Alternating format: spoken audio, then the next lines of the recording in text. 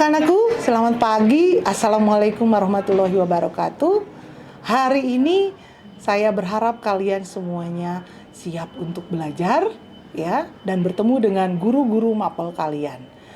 Dan kali ini Ibu akan mencoba untuk membacakan literasi yang berjudul tentang lihat lebih dekat.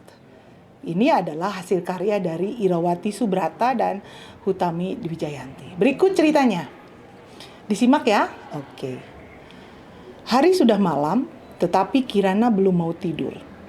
Bapak juga belum pulang. Katanya paket yang diantar lebih banyak. Aku mau main puzzle dulu kata Kirana. Ini tidak cocok. Ini juga tidak. Keping ini seharusnya cocok dengan... ujar Kirana sambil mencari-cari keping yang tepat. Itu Bapak pulang, serunya saat terdengar suara motor memasuki halaman rumah. Tahu-tahu Bapak sudah ada di depan Kirana. Kok belum tidur? Puzzle-nya belum selesai. Semuanya tampak tidak jelas, buram, saut Kirana. Bapak tetap menyuruh Kirana tidur. Besok kan sekolah pagi. Kirana sudah berbaring, tetapi dia belum mengantuk. Ia hanya memandangi sekeliling kamar. Aku tidak bisa melihat dengan jelas.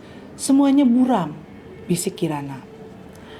Besoknya, semua tetap buram. Awalnya Kirana merasa takut. Ketika diperiksa oleh dokter, ternyata Kirana hanya diminta membaca huruf-huruf oleh dokter. Ia tidak bisa membaca jelas huruf-huruf itu. Kunjungan ke dokter mengisi hari-hari Kirana. Biasanya setelah itu Bapak berbicara sangat lama dengan dokter. Kirana tidak begitu mengerti pembicaraan mereka.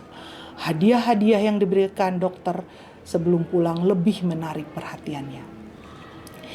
Ini namanya kaca pembesar atau loop, kata dokter kali ini. Loop ini bisa dipakai untuk melihat dari dekat. Asiknya.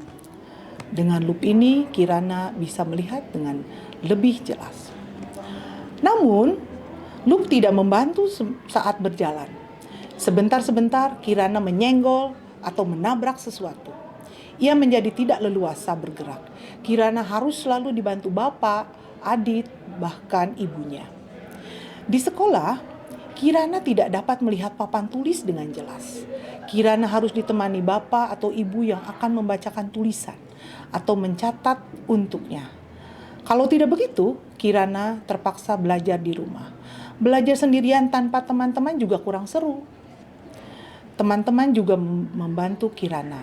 Mereka selalu menyebutkan nama mereka sebelum berbicara dengan Kirana.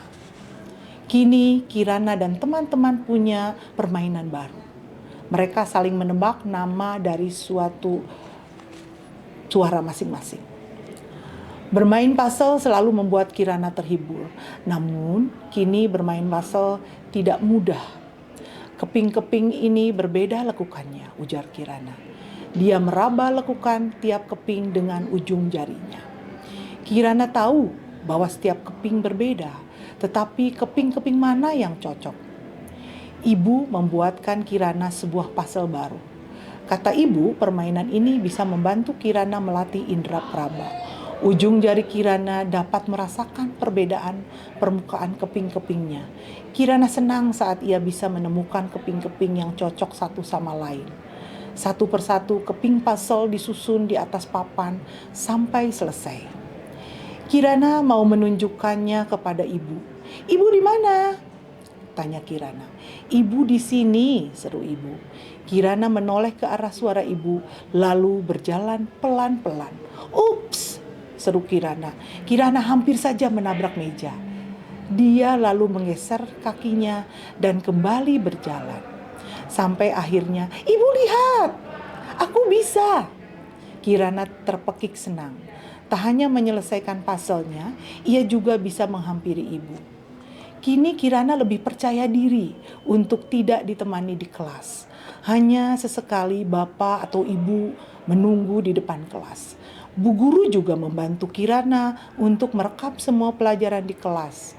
Di rumah, Kirana belajar dengan mendengarkan rekaman pelajaran ibu, dan ibu membantu Kirana kalau ada PR yang selalu dia selesaikan. Bapak menemani Kirana belajar untuk ulangan. Belajar sekarang memang lebih melelahkan, tetapi Kirana berusaha menyesuaikan diri. Di kelas selalu seru. Kirana selalu duduk di bangku yang sama di baris depan. Namun, teman-temannya bergantian duduk sebangku dengan Kirana. Terkadang Kirana memperbolehkan mereka meminjamkan loop walaupun sebentar. Suatu kali dokter memberi Kirana seragam olahraga. "Nanti dipakai hari Minggu ya," kata dokter. "Kamu akan bertemu teman-teman baru." Wah, siapa mereka? Kirana penasaran. Hari Minggu pun tiba. Pagi sekali Kirana pergi ke lapangan kota bersama ibu, bapak, dan Adit. Sampai di lapangan, Kirana mendengar suara anak-anak. "Apakah ini teman-teman baruku?" kata pikir Kirana. Tak lama, Kirana dituntun oleh seorang kakak untuk menempati barisannya. Samar-samar Kirana melihat anak-anak lain juga dituntun untuk menempati barisan masing-masing. Kemudian terdengar pengumuman dari pengeras suara. "Anak-anak, mari kita mulai." Hei, Kirana dengar suara itu dan mengenalinya. Mereka lalu berolahraga bersama-sama mengikuti aba-aba dari pengeras suara. Saat olahraga selesai, tepuk tangan terdengar ramai. Semua memang tak sama bagi Kirana. Meski begitu, Kirana tetap bermain, bersekolah, dan berteman seperti dahulu. Ia kini juga punya banyak teman baru. Mengenal lebih dekat low vision. Kirana dalam cerita ini adalah penyandang disabilitas low vision. Artinya, penglihatan Kirana buram karena ada gangguan di saraf matanya. Saraf matanya tidak bekerja dengan baik, sehingga tidak dapat membiaskan cahaya sebagaimana seharusnya. Karena itu, penglihatan Kirana selalu buram. Kondisi ini berbeda dengan mata yang rabun jauh atau miopia, atau rabun dekat hipermetropia, atau yang sering dikenal awam dengan istilah mata minus dan mata plus. Penyebab low vision antara lain infeksi virus atau bakteri, disabilitas turunan, atau sakit autoimun. Demikianlah cerita pagi hari ini, mudah-mudahan bermanfaat bagi kalian ya. Dan jika di antara kalian ada yang memiliki sama seperti kasus Kirana, mudah-mudahan tidak hilang semangat untuk selalu belajar. Tetap semangat. Selamat pagi. Assalamualaikum. Have a nice day. Bye-bye.